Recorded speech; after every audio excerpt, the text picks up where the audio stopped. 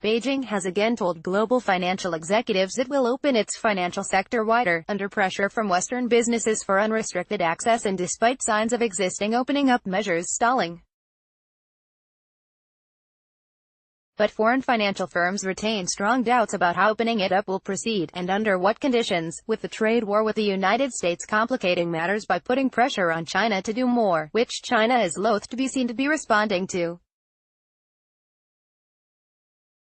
We are making preparations, hoping that a few qualified foreign players can have their fully owned and fully licensed financial subsidiaries in China in 3 years, Premier Li Keqiang told a small group of multinational company executives during the World Economic Forum (WEF) meetings in Tianjin last week. In April, the Chinese government released a timetable for allowing full foreign ownership of financial firms. The restriction limiting foreign ownership of Chinese banks to stakes of less than 50% was scrapped straight away, with promises that ownership limits on Chinese securities and insurance operations would get the same treatment in 3 years, although there were still many technical issues to solve. Is China an open economy? Beijing says it is, but IMF differs. But nearly 6 months after the bank ownership limit was lifted, none of the foreign applications to open fully owned banks in China have been approved.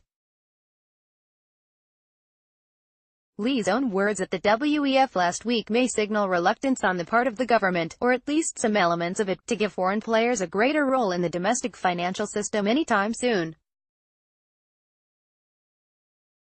Finance is a relatively special sector, and its opening up should proceed in an orderly fashion, Li cautioned. It's necessary for a big economy like China to maintain financial stability. The financial system is the foundation of the Chinese economy, and the ruling Communist Party desperately wants to maintain tight control of it. The trade war has complicated the entire reform process. Lu Shangjun, president of the China Financial Reform Institute, a Shanghai-based research group, attributed Beijing's slow progress on financial reforms to its fear of losing face in the middle of the trade conflict. China had hoped to complete more reforms and opening up in exchange for U.S. recognition, but now it feels it would be awkward to do so because the trade war has escalated, Lu said. It has tried to deliver the message that it will actively pursue reforms for its own benefit, not because it is being forced to open up its market. Lu said he believed communication channels between China and the U.S. remained open. However, he added, Trump wants no more, I promise, on reforms, but rather actions to change policies right now. China leaves door open for trade war talks, but not with American knife at its throat, unlike 15 years ago,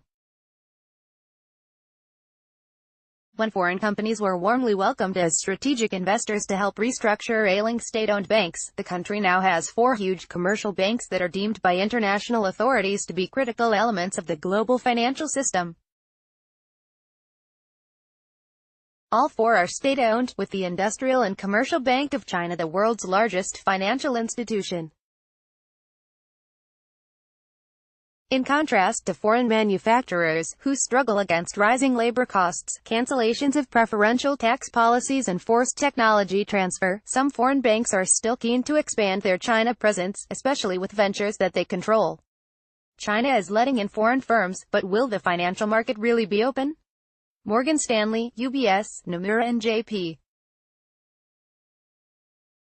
Morgan have all expressed interest in gaining controlling stakes in securities joint ventures, though none of their applications have been finally approved. Until recently, Chinese officials viewed certain top Wall Street executives as friends who could be counted on to convey their message to Washington. Now, many senior Wall Street executives are less willing to support Beijing's positions, partly because of the more assertive Donald Trump administration and partly due to their own dissatisfaction with the lack of reform progress. The combined market share of foreign banks in China is less than 5%, and on the ground restrictions are highly visible. Last week, Li used large sections of his speech to address foreign concerns about market access, the uneven playing field and forced technology transfer, all key complaints of Trump's administration. He was interrupted by bursts of warm applause each time he mentioned expanding the market entry of foreign investors and equal treatment for all China-registered firms. Xi Jinping's defense of globalization and open markets. Key takeaways from Chinese leader's speech to BOAO Forum. When Chinese enterprises become more internationalized, there will be more growth room for foreign banks in China, said Zhao Gai, managing director in China for consulting firm McKinsey, who advises foreign financial institutions on their China-related businesses. Peter Reynolds, a partner at management consultancy Oliver Wyman, said Beijing's sense of timing is very different from that of European and American business people, cautioning that full financial opening up could be a multi-decade process. They have a time frame which is very different, a long time frame, Reynolds said. We've passed a couple of milestones recently, accelerating along that journey, but it's a very long journey. Reynolds suggested that foreign financial businesses focus on refining their China business strategy.